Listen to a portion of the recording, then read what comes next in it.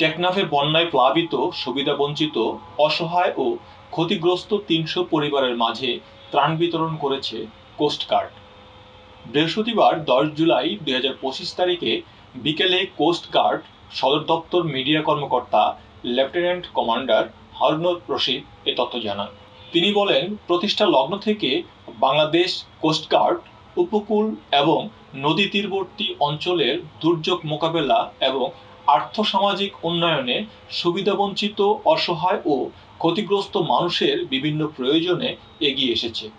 পাশাপাশি সমুদ্র তীরবর্তী এলাকায় শান্তি শৃঙ্খলা প্রতিষ্ঠা ও জননিরাপত্তা নিশ্চিতকল্পে অক্লান্ত পরিশ্রম করে যাচ্ছে। সাম্প্রতিক সপ্তাহব্যাপী চলমান প্রবল বর্ষণের ফলে টেকনাফ উপজেলার নিম্নাঞ্চলগুলো প্লাবিত হয়ে স্থানীয় মানুষ পানিবন্দী হয়ে পড়ে।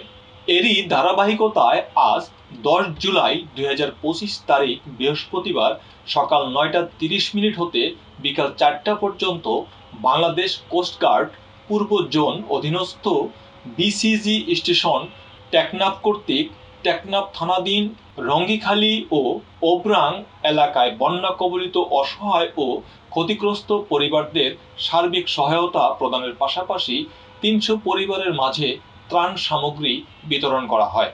তিনি আরো বলেন, বাংলাদেশ কোস্টগার্ড ভবিষ্যতেও এই ধরনের জনসেবামূলক কার্যক্রম অব্যাহত রাখবে।